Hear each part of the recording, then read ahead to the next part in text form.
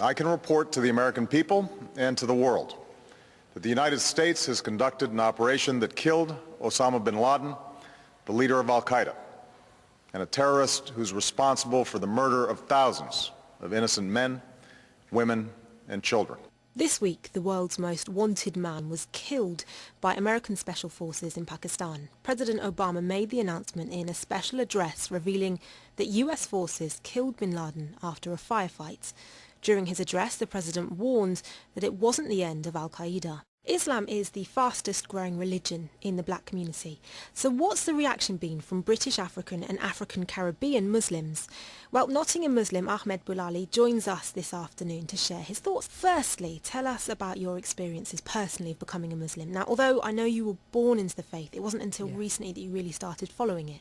Pretty much. Well, I mean, you know, for the first 20 odd years of my life, I wasn't really practicing. I was just kind of caught up in music and all sorts of other things that I was involved in. But I don't know, you get to a point in your life you start thinking about life, you start thinking about what's important to you. You know, it's kind of like, why am I here, what's my purpose, you know, what am I going to do when I die, because eventually I will die. And those type of questions while I was doing my music really pestered me at night. I couldn't sleep. And yeah, I started turning to faith. One of my best friends was a very devout Christian, and I was talking to him for a while.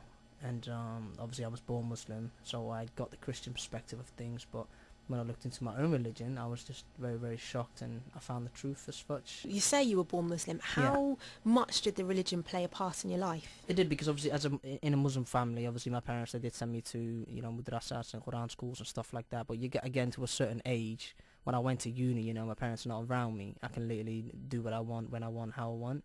So from when I went on to uni, I was just kind of on my own, and I just pretty much turned my back on my religion, to be honest with you.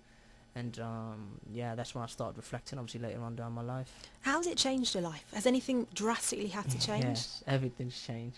Everything, because obviously I was just any other guy, you know, Western as Western can be as such. Obviously I wouldn't get involved in alcohol and eating pork as such, but I wasn't doing my obligations as a Muslim. But now I am, alhamdulillah, and everything's different. Nothing's the same. And in my religion we say that we are strangers, and the religion will become something strange, will end as something strange. So we are the strangers, and I do feel like a stranger now, but alhamdulillah, I've never been happier to be a stranger. How has it affected your relationships with friends who you say one of your closest friends is a Christian? Has it affected the relationship there? He's the only person I think I still talk to. From before, I had 1,000,002 friends. I can't, the way I see it, even in Islam we say this, either your friends affect you or you affect your friends. It's simple as that. If you go into a perfume shop and you hang around in perfumes, you're going to come out smelling nice. And if you obviously hang around with blacksmith in a blacksmith shop, you're going to come out smelling like dust. And so I kind of felt that the people that I was around wasn't on what I was on. So I had to change my course and direction of how I obviously see and who I see. And how about their reactions to you as a Muslim? Well, you know what, the ones that was positive, you know, they gave me their blessings and said, you know, good luck with things, and I still talk to them about Islam, and obviously that's my duty to convey the message, which I do to them.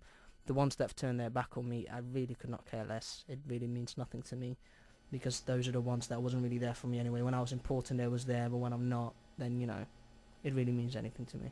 Your family background isn't originally from Nottingham, is it? No, it's, I was born in Yemen, raised in Holland, and then I came to England to study, and I come from a Somali background, so my parents are Somali. But a large portion of your growing up has been in the Western world. Yeah, all of it. When you walked into the studio this afternoon, and I went to give you a kiss and a hug to say hello, you can no longer do that, can you? No, it's completely different. Everything's different, because obviously in Islam we kind of feel that, you know, unless you're my mother or my sister or my wife, you know, there's no contact there. You shouldn't be touching each other. Just like, I mean, if I were to go put my hand out to the Queen, she wouldn't hug me, you know, she wouldn't touch me, would she? Because she's above that. Is that difficult? Is that something it's that not you difficult find hard? whatsoever. I think that's the way it should be, and that's the way it has been, I think, in England many, many years ago. But now everything has just become so easy, you know. Men can walk around naked and women can walk around naked and no one frowns. And it's just one of those things. But we still stick to, you know, our true sense and true religion. And that's why Islam, like you said, is the fastest growing religion in the world. I accept that you cannot speak on behalf of all Muslims, but from a personal perspective, can you give us a general overview of how people in the black Muslim community in Nottingham feel about the death of Osama Bin Laden? Well, when you say black, I think, you know, I just wanted to make it absolutely clear that when you're Muslim, there's no such thing as black, white. You know, I think that's the most important thing. When it comes to Islam, you become brothers and sisters straight away. And this is not just something that's said, this is something that's felt. So you could be a black African and you can correlate to an Indonesian Muslim and it'd be just like your brother. He would give you anything he has. But the news, that about this, supposed death as such, we don't look at the news and we don't look at all these things and take it for truth, because the same people were telling us that Saddam Hussein and Iraq had weapons of mass destruction and they went in there to war and kill people and they destroyed the whole country basically, and they said these people are going to destroy our countries, they're going to bomb the West, and they went in there. Little did I know, they still not to this day found anything. So, and now they're telling us that you need to believe that this guy is a terrorist, you need to believe that this guy is X, Y, and Z.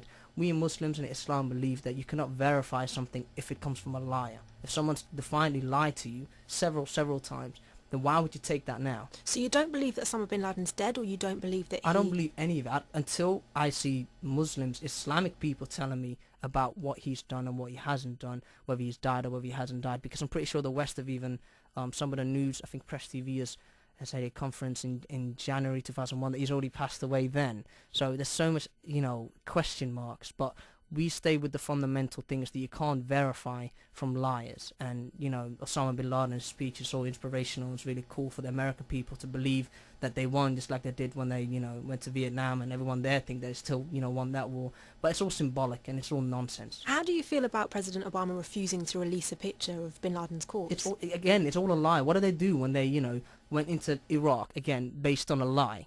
Form the public opinion, guys, you need to be behind us. We're going to go in there, save the day, kill this guy, kill his sons, killed everything, did everything they wanted to do, went there to, kill terrorism, but obviously everyone knows that there's oil and everything else involved.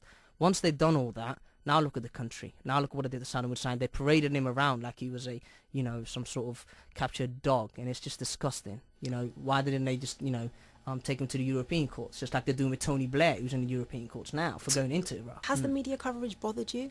It has, very much so. You don't know what's true and what's not. WikiLeaks, everything that's coming out nowadays, there's just so much underneath the carpet. So how can you ever take anything for truth? Some people might argue that if you, by the sounds of it, are so angry about the perception of Muslims in the Western world, not having been born in Britain, is moving back to where you were born something that you plan to do? Later in my life, hopefully, God willing. But, our duty in this country, and I've said this even when we was in town, we go to city centre every Saturday and we fly here and tell people about the misconception about Islam, and we get a lot of people actually reverting. Last week we had 3 people who wanted to become Muslim that day. They became Muslim because they hear what we have to say, they found out the truth, and they wanted to become Muslim. But a lot of, we had some trouble with some EDL people that came, and I told them specifically, listen, this is, as much as I'm Western, this is not my country as such. If the Western rulers now said we want every Muslim out of the country, from an Islamic point of view, we should pack our bags and leave. This is not our land.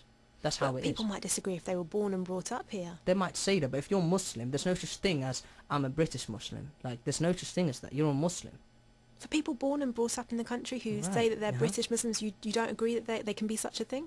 Nationalism in Islam is something very dirty, if you get what I mean. That's the root of a lot of evil. So yeah, you can be a British Muslim, but you need to understand that you're Muslim first, more than anything. So, for example, if there's people dying in Palestine and any other country which I've never been, I've never seen it, but I should feel the same pain as if they were my brothers. And you can't have that with nationalism. A German doesn't really care about a Frenchman. A British doesn't really care about what happens in America. And that's what Islam brings. It brings unity. The death of Osama Bin Laden, in your view, has justice been done? Like I said, I don't even, first of all, believe that they label him as this big, massive terrorist. He's done all these horrible things in America, and he's blown up. There's so many question marks, even about that occurrence, first and foremost. Then they talk about they've been trying to find him for 10 years. They went into Iraq, Afghanistan, all these countries, and they couldn't find, but they found Saddam Hussein in a hole somewhere. It's all based on lies. And now all of a sudden we have to believe that they went into Pakistan without the Pakistan government knowing. They killed him, but they wanted to give him an Islamic burial, so they dropped him in the sea? Do you think this media coverage is leading more people towards Islam or away from it? That's the funny thing. That's like the one thing we have to, congratulate these Western leaders for is, all this attack that they have on Islam. More than anything, is making people think, how can that religion be that barbaric? And then they go and find out, and they see the truth in it, and they see, wow, everything they've told me has been a lie. And once they see what Islam has to bring, it's undeniable to them, and they revert and they become Muslim and khalas. So to them, as Muslims in the mosques and everything, that we obviously discuss these type of issues, and we talk about it and we say, you know what, the more harm you do to us, the more smear, you know, you label on Islam, the more people come to Islam. So, you know, good luck to you, and thank you for helping doing Hajj